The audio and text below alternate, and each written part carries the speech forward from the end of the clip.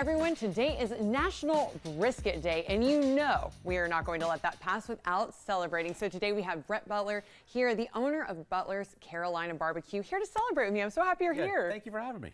So hanging out in the QC kitchen, we're going to talk all things brisket, but I actually want to give you guys a little insider tip. Brett just shared with me that it didn't always start out as this beautiful product that you see before me. So Brett, take me back to the beginning of your brisket journey. What did that look like? Well, brisket in itself can be a very intimidating cutting meat to make. And the first one I ever made was probably 4 or 5 years ago, and it was drier than the Sahara Desert. So there's been a lot of different iterations to how I do brisket, how I trim it, how I cut it, how long I cook it for, at what temperature, how long they're at rest.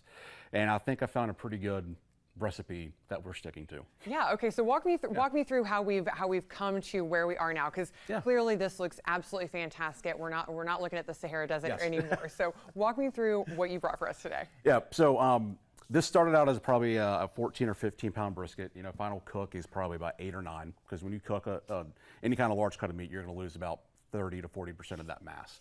But wish that would happen to me. Yes. Okay. But when you start with a brisket, it's not hard. That I found. I keep it simple. With the trim that you do, you cut away all the hard fat that is on the top and the bottom. Then you want to kind of shape the brisket in a sense to where when it's in your cooker, the smoke is rolling over evenly with that. And then you just kind of cut off any like the little raggedy ends that will burn and just get really crispy. And then, I do like a Texas style brisket. It's just salt and pepper.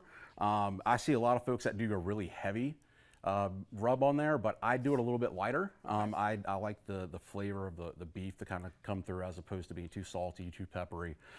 So when you look at it, when it goes into my smoker, it doesn't look like it's going to have a lot of bark to it, but as that smoke rolls over and infuses into the meat, that's where that bark builds up. Yeah. And as I was watching the previous segment, you had dancing corn. You've done a good job with the brisket if you can kind of tap it and it jiggles. Ooh. So you got dancing brisket. I'm a professional, so I'm not going to comment on any of the jiggling and the tapping right now because I love my job. So let's go ahead, let's dive in, let's cut in. Show me how you do things at Butler's, because I want people to know what to expect. So if they come and eat with you, what are some of your recommendations if they really want to enjoy your brisket? Yeah, so when you look at the brisket, you got two parts of the meat. You have more of the flat, which is kind of on this side. That's more of your leaner meat that we'll use for like the chopped brisket sandwiches, for the brisket cheese fries and all that. The fattier end is is what we'll serve for like the plates, or if you're ordering by the pound, half pound, because it has the juicier bites to it. So I'll go ahead and cut into it. Yes, look at that beautiful brisket footage right there. Ooh, ah. So. Oh yeah. Yep. Oh, got a little piece right there. So you got a good cut is when you can squeeze down onto it and you see all that juice coming right out right there.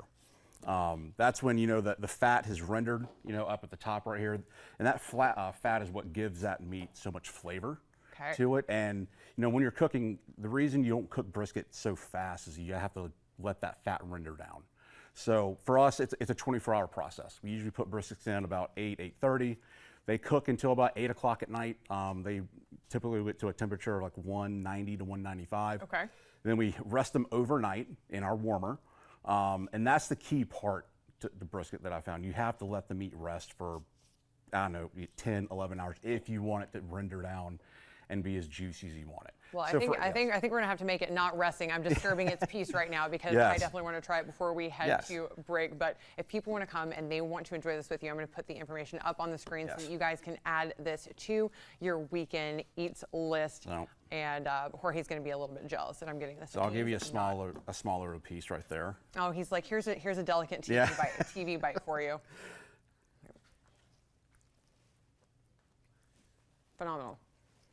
It really just melts in your mouth. Sorry. That's what you're going for. That's what you're going for. I'll also kind of make a quick sandwich real quick, which by the slice and the sandwiches are the kind of the big sellers for us. Yep. So we're going to chop that up during this commercial break, and maybe if you guys are really good, I'll share with you right here on Q.